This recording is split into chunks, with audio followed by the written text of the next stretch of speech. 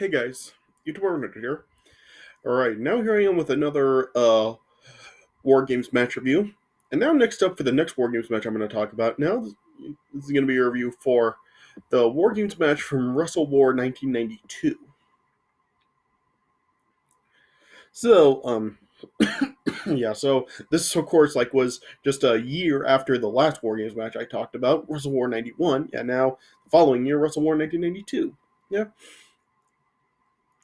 Yeah, and for this one was like a 5-on-5 once again, just like the original one and the one after it were. Yeah, so this one featured Sting Squadron, which consisted of Sting, Barry Windham, Dusty Rhodes, and Dustin Rhodes rather, uh, Ricky Steamboat, and Nikita Koloff versus the Dangerous Alliance, which consisted of Arn Anderson, Larry Zbyszko, Rick Rude, Steve Austin, and Bobby Eaton.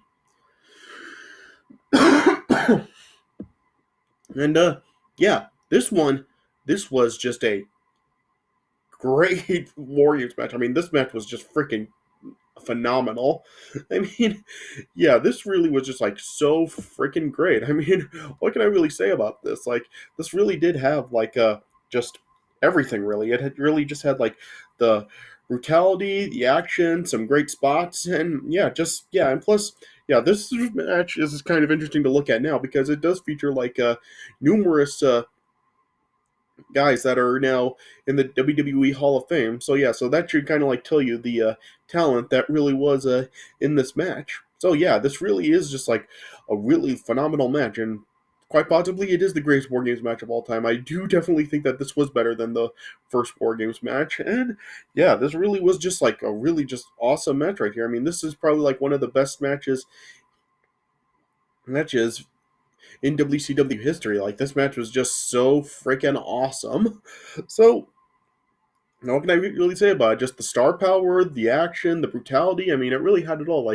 You had several guys really bleeding in this match, and yeah, and you really did have a lot of good usage of the cage in this match, including some spots where you actually did have some spots that really didn't take place inside of the cage. You did have a moment where you had something on top of the cage, and yeah, and you did have some great usage of the cage, as I said, with not just people being dragged into it, but also usage of throwing guys onto the roof of the cell from the inside of it. Yeah, so yeah.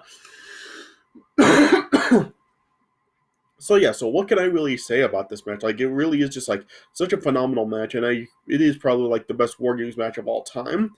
Yeah, I did say before, with the first War Games match, how probably really weren't going to be much War Games matches to really top it. Yeah, and I did say it was the top three, but yeah, I really do think it is going to be extremely hard to really top this match, and I do think that this really probably will end up being the best War Games match of all time, even after I get through talking about the other ones I'm going to be talking about. So yeah, so just this really was just an outstanding War Games match, and just had just so much great stuff happening here, and just a lot of great star power in the match as well. So yeah, so what can I really say? So yeah, I would give this match probably. Yeah, I think I would go 5 stars for this match. It really was just such a great match, and yeah, just so many awesome moments in this match. So yeah, right. So yeah, so not really much else to say about it. I mean, it was really just a phenomenal match. So yeah, so I guess I'll just start talking about it. All right. You know so yeah, if you saw my reviews for the first two War Games matches, I've already the first two that I've talked about. Yeah, I have already gone over the rules for this. So yeah, so I don't think I need to repeat myself again for that. Yeah. So yeah, so the first two to start this match off were Steve Austin and Barry Windham. Yeah, and it was just really great action between these two for the first 5 minutes. They really just did go back and forth a lot. Like Barry Windham drove Steve Austin into the cage quite a few times and actually ended up busting him open. Yeah, and yeah, and it really is interesting to really kind of like see this version of Steve Austin now because, of course, like I've really talked about before, how like back during this time when he was in the WCW, he really was just like a really great technical wrestler, and it was really just like an all different style for him than like when he did eventually go to the WWF. Yeah, as I've been like saying before, like prior to like his neck injury in 1997, he really just like really was a great technical wrestler, and he really did like show it here, like during his run in the WCW. Like he really was just like really awesome to watch. So yeah, so really did have like a really great first 5 minute period of War Games, yeah. And I guess something else I should also mention about this match is how like with the first two that I have talked about so far, like I said how like with those matches, like pretty much like the formula for those matches were like pretty much the team that did get like the 1 man advantage. Like when they did like have a 1 man advantage, like they really did gain the upper hand, and like when the other team would like even it up, like that's when like they would really like battle back and regain the upper hand. Yeah. Here, like, this match really didn't have that sort of a tone. Like, pretty much, like, the whole thing really was just, like, back and forth. And it really wasn't like when the team got a 1 man advantage, like, they really would gain the upper hand for that entire period. So, yeah. So, yeah, this really just really did seem to have, like, an even flow where, like, the teams, like, did battle back and forth throughout the uh, entire match. So, yeah. So I guess that's another reason why I like this match better than the previous two that I have talked about so far. Yeah. Yeah. So yeah. So yeah. Steve Austin and Barry Windham like were fighting it out for 5 minutes. Yeah. And then when it came time for the when the first period ended, then showed that the Dangerous Alliance then won the coin toss, and so then the next one to enter the match was Arn Anderson, and yeah, or was it Rick Rude? I forgot which one it was. Hold on. Yeah, it was actually Rick Rude. Yeah, sorry about that. Yeah, Rick Rude was the first one to enter for the 1 man advantage. Yeah, yeah. Then when Rick Rude came in, like he did try to help Steve Austin. Yeah, he did Rick Rude and Steve Austin. Then were uh, attacking Barry Windham. They were double teaming him for the next 2 minutes. Yeah, but yeah, Barry Windham was able to like fight back at points. Yeah, then the next one to enter the match for Sing Squadron was Ricky Steamboat. Yeah. Then when Ricky Steamboat then came in, yeah, Ricky Steamboat really did just like look really awesome. Like he did kind of like use some moves where like he would like grab onto the roof of the cage and like do like swing kicks, kind of similar to the stuff Brian Pillman did in the previous War Games match. Yeah. Yeah, Ricky Steamboat really just looked really awesome when he entered the match. Yeah, Ricky Steamboat just did really great here. Yeah.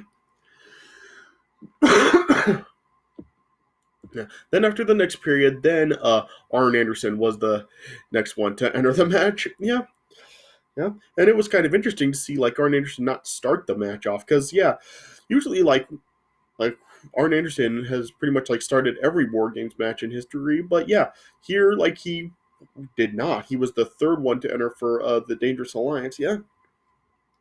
Yeah. Then like I said, like after Arn Anderson then did enter, like it wasn't like how the previous two that I've talked about were like they they gained the upper hand for the entire period. Yeah, even like after like it was a 3-2 advantage, like Ricky Steamboat and Barry Windham were still like able to like fight against the three of them. Yeah. Then the next one to enter was Dustin Rhodes. Yeah, and Dustin Rhodes also looked really awesome here. Like he really did kind of like seem to really kind of like have a Ric Flair style fight here. Like he really did like look really well here. Like when he got in, like he really just like went after everyone. So yeah, Dustin Rhodes really did really awesome here too. Yeah. Yeah, I remember like there was one point where he did actually get somebody in the figure four. I forgot exactly who it was that he did have in the figure four, but yeah, I remember he did like have somebody in the figure four during the match. Yeah, yeah. Then the next one to enter was then Larry Zabisco. Yeah, then Larry Zabisco then got involved. Yeah, and yeah, during this period, then Medusa, who was at ringside with the Dangerous Alliance, along with Paul E. Dangerously. Yeah, she then climbed to the top of the cage. Yeah, and then she like dropped a phone into the ring, where then like Arn Anderson then grabbed it and was using it as a weapon. Yeah, then there was like this moment as Medusa was on top of the cage, where Sting then ended up climbing to the top as well, scaring Medusa down. Yeah, it would have been great if a Sting actually did like attack Medusa at the top of the cage. Yeah, that would have been an awesome moment. Yeah, but he didn't. Yeah. Then after this, then the next one to enter the match was Sting himself. Yeah. Yeah. And when Sting then got in, like Sting then was going after everyone. Yeah. And like I said, the full like both teams really were just like battling back and forth. There wasn't really like a point where like they one team was gaining like the upper hand for an entire period or anything. Yeah. And then finally, the last one to enter for the Dangerous Alliance was then Bobby Eaton. Yeah. Then when Bobby Eaton then entered the match, then it like showed how like the Dangerous Alliance were then like trying to like loosen up the turnbuckle rods in the ring. Yeah. Well, one of the rings anyway. Yeah. It showed how like they were trying to loosen them up, and then they eventually did. Yeah. And then finally, the last one to enter the match was Nikita Koloff. Yeah, then the match beyond began. Yeah, and then the teams really were just like fighting in it out with each other. Like everybody was just fighting everybody. Like I said, there were like numerous people that got busted open in the match. Like I said, Steve Austin got busted open. I think Ricky Steamboat got busted open. Dustin Rhodes got busted open. Arn Anderson got busted open. Yeah, there was like a lot of blood in this match. Like so many guys were bleeding in this match. Yeah. Yeah. Then like it showed at one point how like Ricky Steamboat, I think, like was in the figure four by I forgot who it was. I think it might have been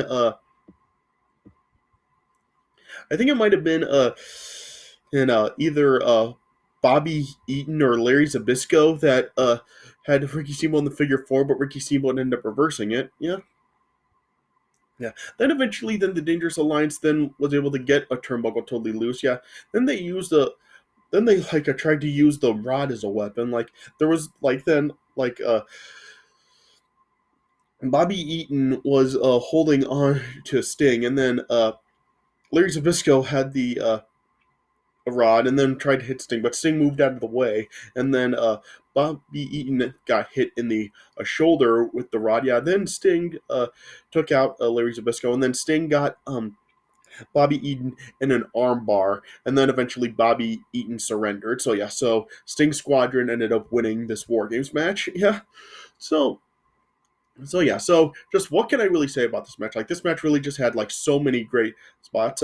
But, oh yeah, I also like forgot to say like at one point like I think like Sting had like I think Steve Austin and up like he had him like in a military press like and actually like was slamming him up against the top of the cage. So yeah, and Ric Flair also like suffered that like in the previous one that I talked about. Sting also did that to Ric Flair too. So yeah, so it was kind of cool that they really did do that.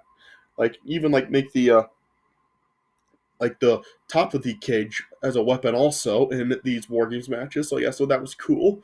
Yeah. So yeah, so like I said, this match really just had it all. Like it had some great action, some brutality, lots of blood, and yeah, and it really did have like a really phenomenal pace throughout the whole thing, where like the two teams really were just like battling back and forth, and it really like didn't have the formula that the previous two I talked about did, where like one team would have pretty much the upper hand throughout the entire period, and then when the other team like came and evened it up, like they then regained the upper hand. Yeah, it didn't have that formula to it. It really would just had like a back and forth formula throughout the entire match. So yeah, so this match really was just like so freaking great, and I really do think this probably will end up being the best War Games match of all time. So like I said, I give this match a solid 5 stars out of 5. Really just a great match. So yeah, so if you haven't seen this match before, definitely give it a watch. It really is just like one of the best WCW matches of all time. All right, so yeah, so I guess that's the best way I can put it. All right, so I guess that's all I really have to say about this match. All right, so this is my review of the WrestleWar 1992 War Games match. So yeah, so I hope you guys did enjoy this review.